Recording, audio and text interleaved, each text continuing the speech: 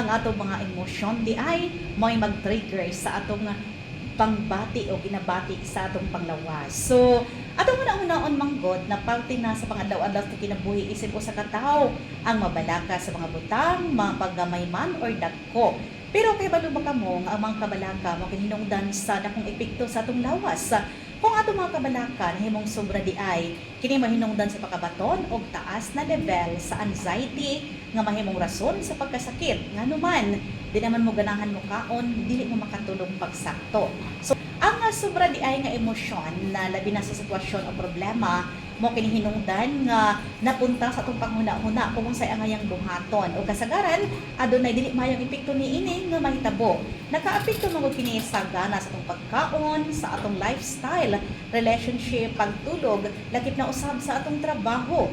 Kadaghanan sa mga sobra nga nabalaka ang nakabaton og outlet nga kasagaran mahimong dili mayang epekto sa atong lawas. So sama sa pagkaon og sobra, kung ma-stress bitaw ka, overeating, pagpanigarilyo, pagkahubog or pagkalulong sa illegal nga droga.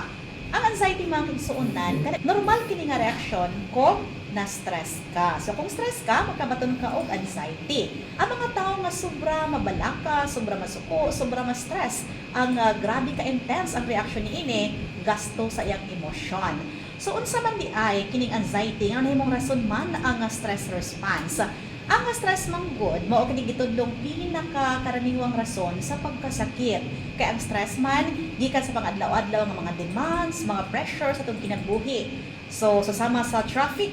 So kung stress ka, di ba murag naglagot ka kanang dugay ka makaabot. So mahimong problema kini sa trabaho kay irritable naman ka, problema sa pamilya o di ka ang sa kwarta. Ang maong nga pagkabalisa sa mga butang anang sugod kini sa normal sugod sa stress. So kung stress ka, dili mo ma-handle pagtarong ang mga challenges sa imong kinabuhi. So pwede ba nga magkasakit gumikan sa sobrang kabalaka o kasuko?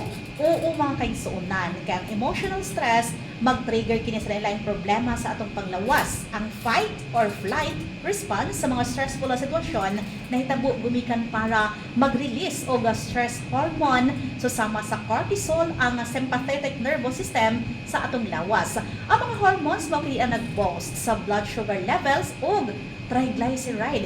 Kining triglyceride mga kaigsuonan na kini mosagol sa dugo nga sobra usab kini kadelikado kini nga mga blood fats. Nagigamit sa panggasolina unta na kini sa atong lawas. Ang mga hormones ang pwede mahimong rason sa maong kondisyon. So sama na sa kabantay mo nga naay time nga lisod mo magtulon, malipong or mag-dry ang atong bakba. Paspas ang pitik sa itong kasing-kasing.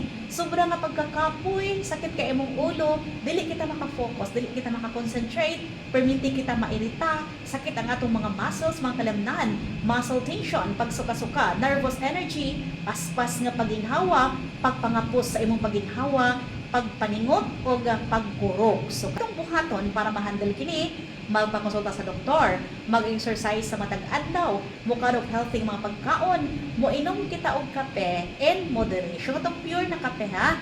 Og kinahanglan di ay mahimong kalmado kita. Mag-meditate og atong patatagin ang social network or atong relationship, mahimong conscious sa atong gikabalakan. Namang boy mga atong kabalakan nga dili amay kabalakan tapos na-trigger na ka, mo hinungdan ka nagkawala-wala na ka. Take note usab kung di na makayang i-handle mo konsulta sa usa ka psychiatrist. Ang psychiatrist mga kaigsuonan mao kini ang mga doktor nga nagstudyo sa atong panghuna-huna. Sila ang ngayon nato nga duulon para kita matabangan sa atong ginahambin nga balatian, mapanguna-huna man emosyon ug uban pa nga may naka-trigger sa stress nga mo resulta sa anxiety disorder.